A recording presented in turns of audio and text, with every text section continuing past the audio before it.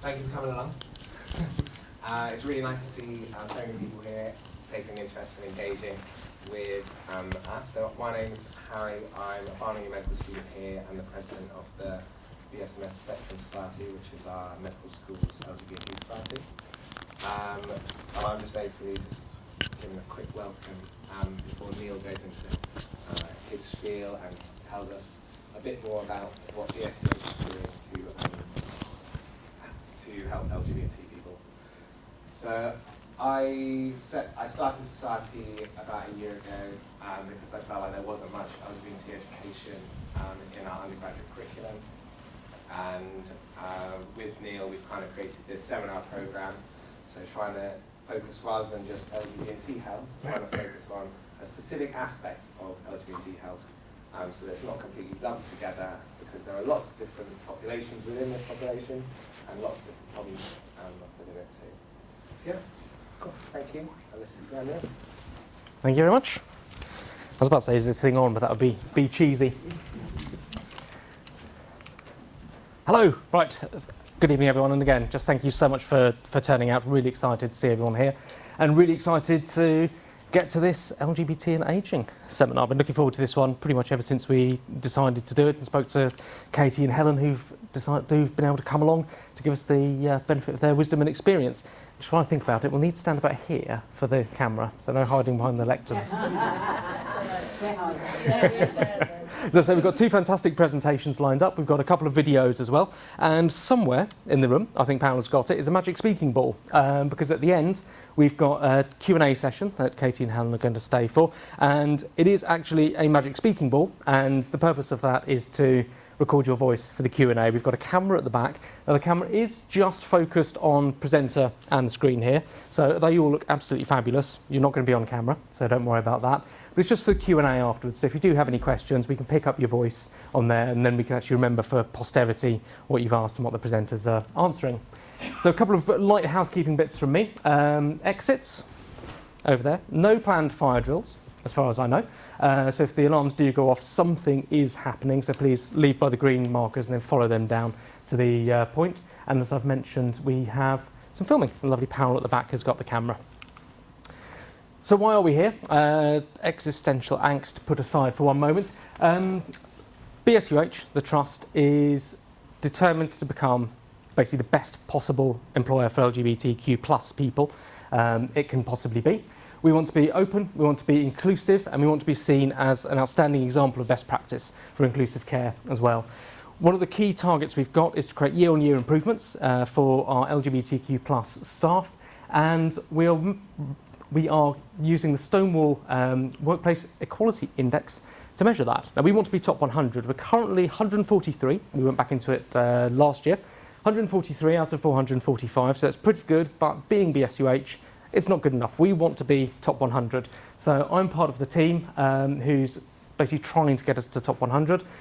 We submit on Friday. We're 25,000 words into 30,000 words worth of evidence and about 200 bits of evidence down out of probably about 300. So we're getting there. It's amazing. People are doing some incredible work across this trust and I'm so proud to be here and to wear the rainbow lanyards and just to be part of this change that's happening. So the challenge that we're facing, just really quickly as a bit of context, in the past national survey, 70% of LGBT respondents said they'd avoided being open about their sexual orientation for fear of a negative reaction.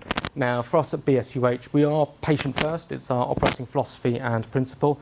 And if people can't be open about who they are, then they're putting a filter in front of them. And of course, that will then come through into other elements of how they interact with their colleagues and how they interact with patients as well. They might not feel capable or able to give their voice to things. They might be able to put their hand up and say, I'm not sure this is right.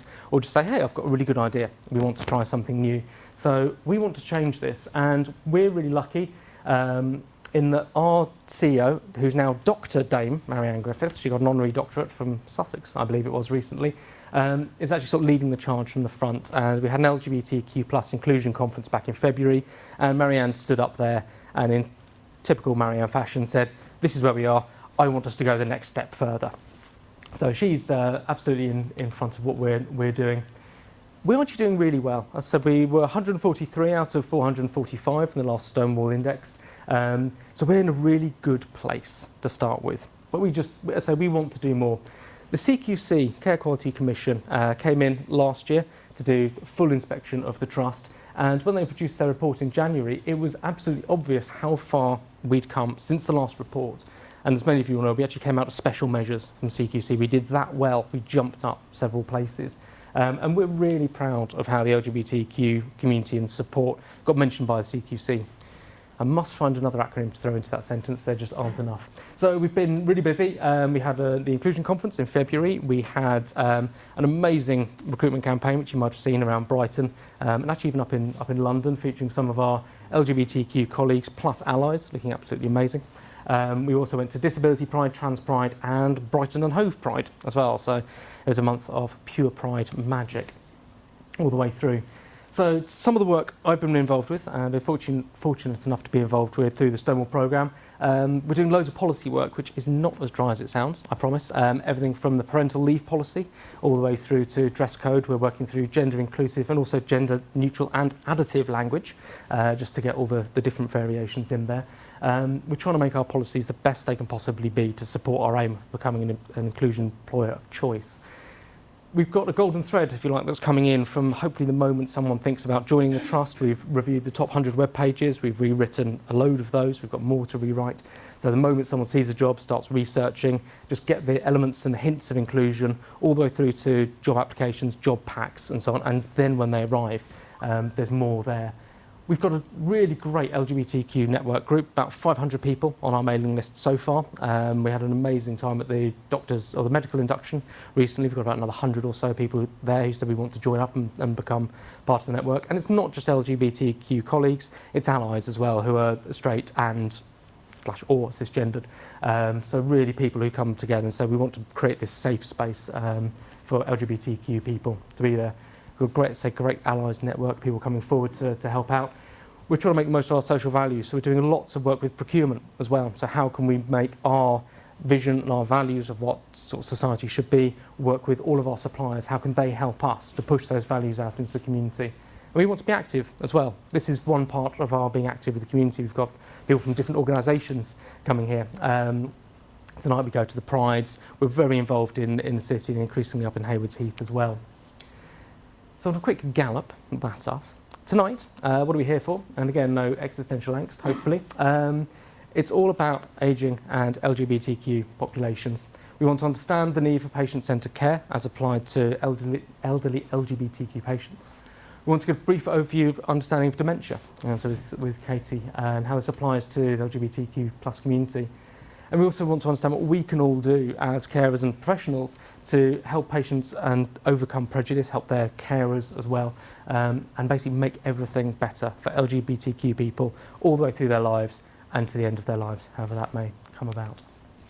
So before I hand over to Helen, we'd love to hear from you, don't be strangers. We're quite active on Twitter, increasingly active. We're BSUH_LGBTQ. For the people who've been here before, you remember we had a horrendously long and nasty email address. It's now shorter. BSUH, because that's us. LGBTQ, because that's a network, at nhs.net. So if anything comes up from this evening, or you've had any ideas for future sessions, questions, anything, get in touch, tweet us, or just drop us an email. We'd absolutely love to hear from you, and all your input will be taken forward for future sessions.